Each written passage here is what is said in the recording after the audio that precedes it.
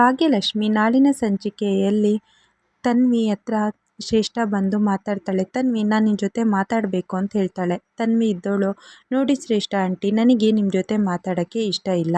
ನೀವು ಈ ಥರ ಕಾಲೇಜ್ ಹತ್ರ ಬಂದು ನನ್ನ ಹತ್ರ ಮಾತಾಡೋದೇನಾದ್ರು ಪಪ್ಪಂಗೆ ಗೊತ್ತಾದರೆ ನಾನು ಪಪ್ಪಂಗೆ ಹೇಳಬೇಕಾಗುತ್ತೆ. ಸೊ ನೀವು ಇನ್ನೂ ಹೋಗ್ಬೋದು ಅಂತ ಹೇಳ್ತಾರೆ.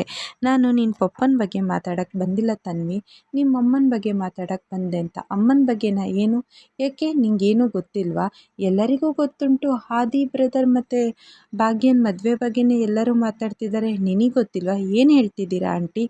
ಅಮ್ಮ ಮತ್ತು ಆದಿ ಅಂಕಲು ಒಂದು ಗುಡ್ ಫ್ರೆಂಡ್, ಅವರಿಬ್ಬರ ಮಧ್ಯೆ ಬೇರೆ ಏನೂ ಇಲ್ಲ. ಅಯ್ಯೋ, ನೀನು ಹಂಗೆ ಅಂದ್ಕೊಂಡಿದ್ಯಾ, ಆದರೆ ಅವರು ಒಬ್ರನ್ನೊಬ್ರು ತುಂಬ ಇಷ್ಟಪಡ್ತಿದ್ದಾರೆ, ಮದುವೆ ಆಗಬೇಕು ಅಂತಲೂ ಇದ್ದಾರೆ. ಬೇಕಾದ್ರೆ ನಿಮ್ಮಮ್ಮ ಭಾಗ್ಯನೇ ಕೇಳು ಅಂತ ಶ್ರೇಷ್ಠ ಹೇಳ್ತಾಳೆ. ಏನು ಹೇಳ್ತಿದ್ದೀರಾ ಆಂಟಿ, ಇದೆಲ್ಲ ಸುಳ್ಳು ಅಂತ ತನ್ವಿ ಸೀದಾ ಕ್ಲಾಸ್ ಒಳಗೆ ಹೋಗದೆ ಸೀದಾ ಮನೆಗೆ ಹೋಗ್ತಾಳೆ. ಈ ಕಡೆ ಮೀನಾಕ್ಷಿ ಕನ್ನಿಕಾ ಮಾತಾಡ್ತಿದ್ದಾಳೆ. ಮೀನಾಕ್ಷಿ ಹೇಳ್ತಾಳೆ, ಕನ್ನಿಕಾ, ನೀನು ಶ್ರೇಷ್ಠಂಗೆ ವಹಿಸ್ಕೊಟ್ಟ ಕೆಲಸ ಅವಳು ಸರಿಯಾಗಿ ಮಾಡ್ತಾಳಾ?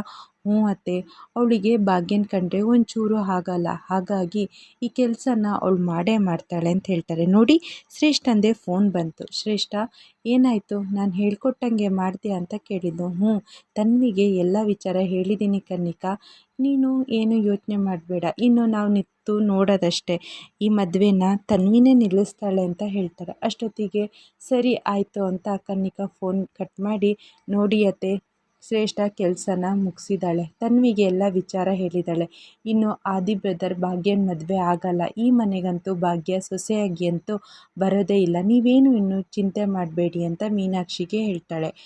ಈ ಕಡೆ ಭಾಗ್ಯ ಹೇಳ್ತಾಳೆ, ನೋಡಿ, ತನ್ವಿ ಒಪ್ಪಿದರೆ ಮಾತ್ರ ಈ ಮದುವೆ, ಯಾಕಂದರೆ ನಾನು ಇರೋದೇ ನಮ್ಮ ಮಕ್ಕಳಿಗೋಸ್ಕರ, ಅವಳು ಒಪ್ಪಿದರೆ ಮಾತ್ರ ನಾನು ನಿಮ್ಮನ್ನು ಮದುವೆ ಆಗೋದು ಅಂತ ಹೇಳ್ತಿರುವಾಗ ಕುಸುಮ ಬಂದು, ಏ ಭಾಗ್ಯ, ಏನು ಮಾತಾಡ್ತಿದ್ದೀಯಾ, ನೀವಿಬ್ಬರು ಮದುವೆ ಆಗಿ ಚೆನ್ನಾಗಿರಬೇಕು ಅಂತ ನಾನು ಅಂದ್ಕೊತಿದ್ರೆ ತನ್ವಿ ಒಪ್ಪಲ್ಲ ಅಂತ ಹೀಗೆಲ್ಲ ಹೇಳ್ತಿದ್ಯಾ? ಅಲ್ಲ ಅತ್ತೆ, ಹೌದು ಗೆಳತಿ, ಅವ್ರು ಹೇಳೋದು ಸರಿ, ಈ ಮದುವೆಗೆ ತನ್ವಿದು ಮುಖ್ಯನೇ ತಾನೆ, ಅವಳು ಒಪ್ಪಿಗೆ ಕೊಡಲೇಬೇಕು, ಅವಳು ಒಪ್ಪಿಗೆ ಕೊಟ್ರೇ ಮದುವೆ ಆಗೋದು ಅಂತ ಆದಿನೂ ಹೇಳ್ತಾರೆ. ಅವಳು ಒಪ್ಪೇ ಹೋಗ್ತಾರೆ, ನೀವಿಬ್ಬರು ಮದುವೆ ಆಗೇ ಆಗ್ತೀರಾ, ಆದರೆ ಇವಳು ನೋಡಿ ಹೇಗೆ ಹೇಳ್ತಿದ್ದಾರೆ, ಅವಳು ಒಪ್ಕೊಂಡ್ರೆ ಮಾತ್ರ ಅಂತ. ಅವಳನ್ನ ಒಪ್ಸೋ ಜವಾಬ್ದಾರಿ ನಂದು, ಒಪ್ಪಲ್ಲ ಅಂದ್ರೂ ನಿಮ್ಮ ಮದುವೆ ಆಗೇ ಆಗುತ್ತೆ ಅಂತ ಕುಸುಮ ಹೇಳ್ತಾರೆ.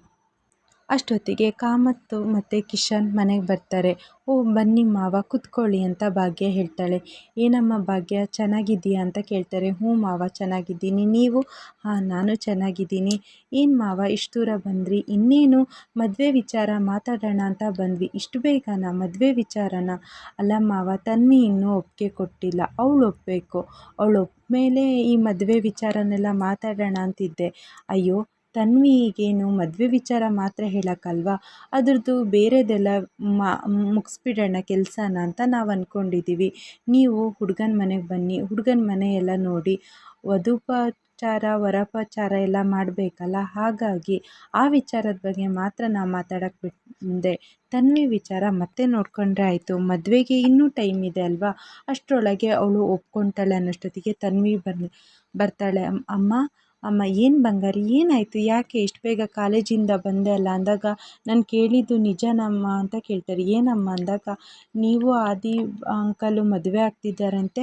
ಹೌದಾ? ಛೀ, ಇದು ಕೇಳೋಕ್ಕೆ ಅಸಹ್ಯ ಆಗ್ತಿದೆ.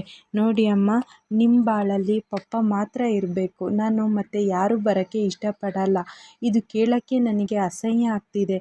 ಇನ್ನು ಈ ವಿಚಾರ ಏನಾದ್ರು ಬೇರೆಯವರಿಗೆಲ್ಲ ಗೊತ್ತಾದರೆ ಏನಾಗುತ್ತೆ ಅಮ್ಮ ಅಂತ ಹೇಳ್ತಾಳೆ.